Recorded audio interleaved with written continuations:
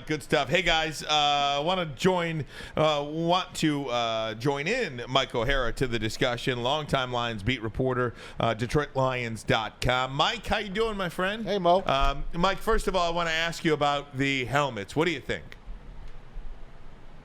Oh, I like it. I think it's really cool. I mean, to me, it looks like something you might put on before you slide into a Formula One car at Monaco or something like that. I think it's good. I like it. I'm not a big uniform guy, helmet guy, and all that. I don't really care what they wear, but I like this a lot. I really do. It's as long as they win games, right? That's right. That's part of it. Well, everybody. Go ahead, Mike. Everybody understands that. Everybody understands that. And you can. A lot of the call-in shows this morning, a lot of people took their attack and said, "Yeah, but they got to win." Well, that's not exactly a secret. No, it's not. No, we wasn't saying it like that. More so on the other side. Go ahead, Ryan. Mike, one of the reasons why I wanted to have you, obviously the helmet reveal, but just to get some thoughts from the mandatory minicamp that took place. Obviously, it feels like a little bit of a dead period in the NFL right now. But one of the guys that I was just on DetroitLions.com and looking at standouts. One of the guys that you talked about was Kirby Joseph. He's a guy that we've mentioned a lot here on this network. How good can this player be for the Detroit Lions, and why did he stand out to you in minicamp? Well, the minicamp was the end of the entire offseason program, and so I think the way he played last year, with the 4 interceptions, 3 of them on Aaron Rodgers, you just had a feel that the kid knew how to play ball, and he came back, and I think he added to that. I think you saw confidence. I think you saw assuredness, and a guy who knew how to play his position this year in the minicamp. Now, granted, it's minicamp, and you're not, the wide receivers aren't getting hit, and the safeties aren't wide receivers. But for what he was, for what he had to do, what he was doing, I thought he looked like an even better pro than he was a year ago. Mike, here's a question. So much is being made of how good the Detroit Lions are coming into this year. They drafted well. They went through free agency well. And the guys that played for them last year, they got a lot better this year. One problem they haven't had is worrying about who to cut. This year, they're going to have to worry about who they're going to have to cut. Who are some key name guys that they might have to part ways with? I mean, Romeo Okwara and guys like Craig Reynolds are the first 2 guys that come to mind when I think of that situation. Craig Reynolds was probably the running back. I think he's fighting for the 4th or 5th spot in the backfield. You could be right about that. Romeo Okwara, I think, is safe. I think he's finally at full health from the Achilles. He injured 2 years ago in Chicago. I don't think he missed all of that game, but in fact he missed all of the rest of that season and a lot of 2022. But he really looked strong. He looked quick. He looked like he looked like the guy who had 10 quarterback sacks 3 years ago. And so I think he's safe, but I think there's a real battle at a lot of positions. Like you mentioned, the one running back, but also I think at defensive end, the outside linebacker, whatever you want to call a rusher there. Yeah. I think there's going to be a couple of good players who might be available to another team. And if that's the case, and I don't like to root it for or against anybody at cutdown time because those jobs mean an awful lot to those people competing for them. I wouldn't be surprised if the Lions were able to trade 1 or 2 of those players who are destined to get cut, and maybe pick up a 7th round or 6th round draft pick, which you can use as leverage in the future. Mike, one last question out of me, man. At least right now, Jahmyr Gibbs, first-year rookie for the Detroit Lions, as well as David Montgomery, first-year Detroit Lions guy. How are they sharing the reps between those 2 guys throughout the season and ending in this past minicamp? Well, it could be the hot hand at a given time, Braylon. It really could, but I would think that Montgomery would get the slightly more, maybe 60-40, split there, and he'd get more of it. If you're going to want to run the ball, you're going to, the Detroit Lions want to do that. They've got the offensive line to do it behind, and if you're going to do that, then you've got to run the ball. You can't do it with gimmicks, and I don't think that's what they intend to do. I think what will change the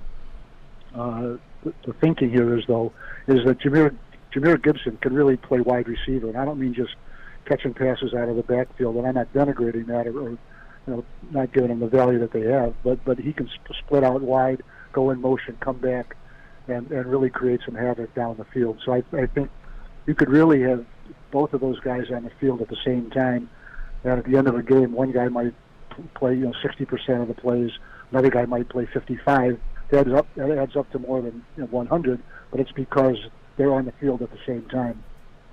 Mo, I got a couple of defensive. If that makes any sense. Yeah, it does. It does. It makes a lot of sense, man. Hey, on the defensive side, on the depth Okay. side, take a look at how the linebackers position look so far to you through these two mini camps, the mini camp and the rookie camp so far.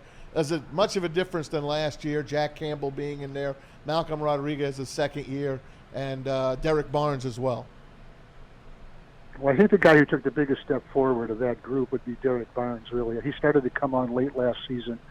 His first 3 or 4 years, whatever it was, at Purdue, he was an outside pass rusher and moved inside his last year at Purdue. And really, I think it doesn't sound like a big difference, but it is. It really is. And I think that it took him a little bit to really develop into what they want him to be. And I would not be surprised if he's the third linebacker there and Rodriguez is number 4. It wouldn't surprise me the other way either. But just some of the power that he brings there, I think he helps Garrick win that job a little bit. Win that job as the number 3 guy. And Mo, how about the biggest change on this team? The defensive backfield, obviously, led by Cam Sutton. Emmanuel Mosley comes over. C.J. Gardner-Johnson. Brian Branch comes over as a rookie. What's your take on those guys going forward? I think that's it's really changed that unit. I mean, it really is. I know you call it an all-new unit, but this is probably as close as you're ever going to get. Yep. And look, I think they've got a couple of guys there coming back too, like we already mentioned, Kirby Joe and Jerry Jacobs. The kid from Arkansas. He'll be in his 3rd year. He's really a ball player. I just don't know if he can beat out any of the more veterans that are there that he'll be competing against. I think it's gone from an ordinary unit to a much better unit, and I think it sort of shows you what the Detroit Lions front office has done in the 3 years they've been there. They've spot by spot, position by position, they've filled in the cracks of that team to make it. It's certainly not done. The job is probably never done in the National Football League. But if you just look at this, what they intend to take on the playing field this year compared to what they inherited 2 years ago, there's no comparison whatsoever.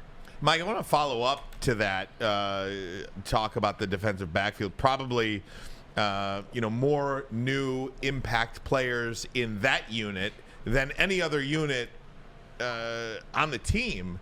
How quickly does that thing come together? I mean, we know the talent is there. We know they have talent, but I guess chemistry. How important is that in the defensive backfield, and how quickly can they get that? Well, I think that's, I don't know if it's everything, but it's about as close as you can get in terms of chemistry, and you got to be able to, trust what the guy next to you or the other cornerback is if he's seeing the same thing you are. If he's not, Braylon can speak to this. If you're playing against a secondary, they're not sure of Braylon. You're going to set records week after week. Yeah, no, 100%. I think the big thing too is when you start to go against the second group, and the second group becomes just as good as the first group, and you're starting to, it's tough when you go with the ones, it's tough when you go with the twos. That's when you know that the team is starting to work together. Let me piggyback off Ryan's question, Mike, and let me ask you this. Now that you have Cam Sutton, now that you have Mosley, who's still nursing his ACL, but you have an improved DB room, you have an improved offensive room, for the wide receivers. How was that competition in this offseason? How was that competition during minicamp? How was that competition looking at Amon-Ra St. Brown, Jamison Williams, going up against Kirby Joseph, going up against Cam Sutton, C.J. Gardner-Johnson? I'm glad you brought that up because I got some notes here to myself, and that was going to be my next one.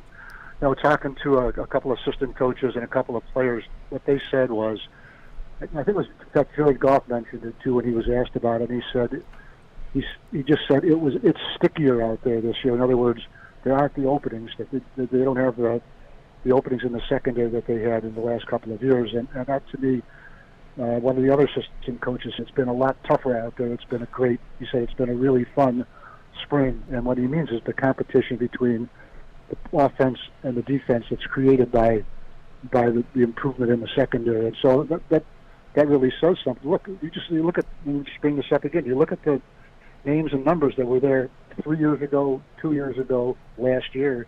It's a completely different unit, except for maybe one or two players like Will Harris and a couple others.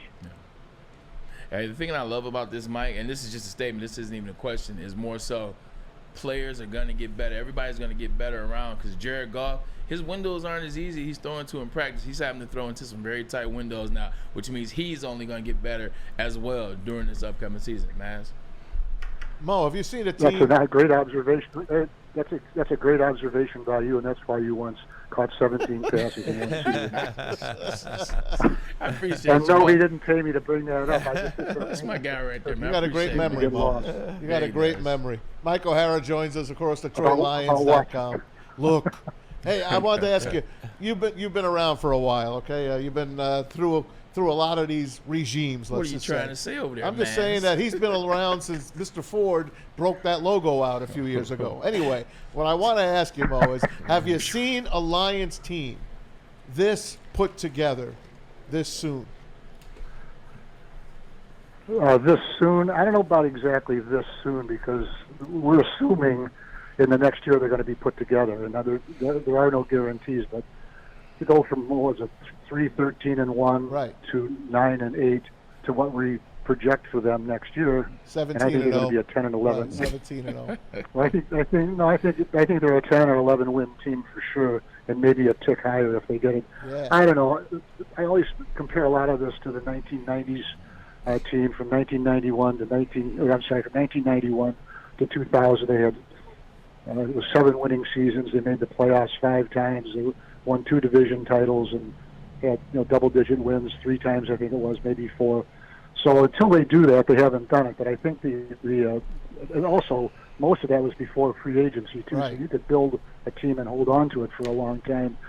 You got more creative in your negotiations with players now than you did back in those days. But those were really, really good teams. And they seem to seem to have been forgotten by some of the not so good seasons since then. But this team right here, I think it's as many good young players I've seen on a Lions team in all the years I've been covering them. Excellent. And Mike, because of that too, look, and I say this a lot, there is no perfect roster in the NFL, but to me, this looks like it doesn't have a clear weakness anywhere.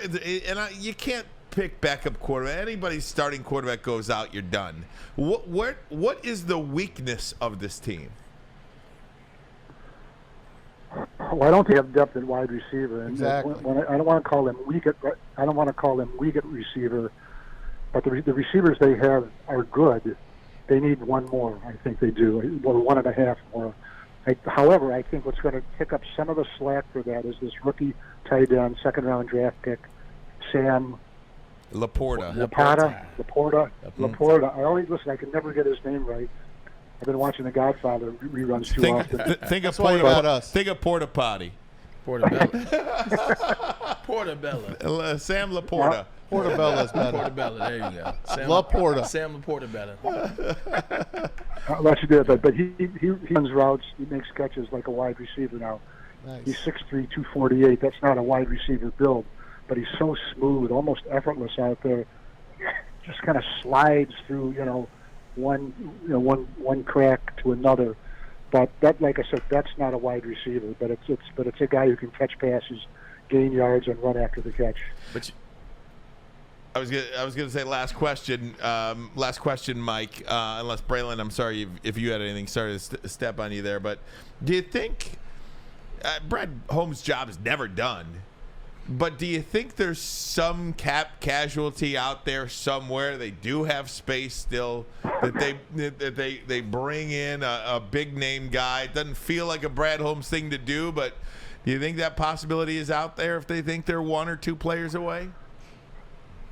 I would think that if they had a chance to get a player maybe on a 1-year prove it contract, they would do it. I would not be surprised if they bring in another player who becomes the backup quarterback. That wouldn't surprise me. And it could be somebody like Teddy Bridgewater, who probably, and I don't know this and I haven't talked to him, but who probably, and he's doing the right thing, is probably waiting for the start of the training camp to see if anybody gets cut, because there's certain dates here where if you cut a player, you get a break on the salary cap and all that. And also, some team might want to have been hanging on to a veteran backup, and decide to let him go for whatever, a 7th round draft pick or something like that. and then you make your move for another quarterback, and Nate Sudfeld, is replaced. Although he looked awfully for who he is and what he's done or hasn't done, I should say. He looked really good in this spring camp. He really did. Good to hear. Great stuff, Mike O'Hara. Check him out, DetroitLions.com. Lots of great stuff on there, and it is a pretty slow period now in the NFL and beyond, but there's some really great stuff on that site, and one of the reasons why we wanted to bring Mike on today. Thanks so much, Mike. We appreciate it, buddy. Mike, See appreciate you, it, Mo. sir. All right, guys. Thanks for having me. Thank you. you, Mike bud. O'Hara, one of the best out there, and a true gem in the Detroit area, too. We're really lucky to have Mike covering the Detroit Lions. And, for guys like Mike O'Hara, for guys like Dan Miller and, Dickerson? Well, I'm just saying you want guys that have been covering the Lions to experience a little bit of winning, too. They have covered 0-16. They have been through every regime. We got to get your boy on now, man. I mean, it is just, my goodness, man. To cover a winning football team, that would be something.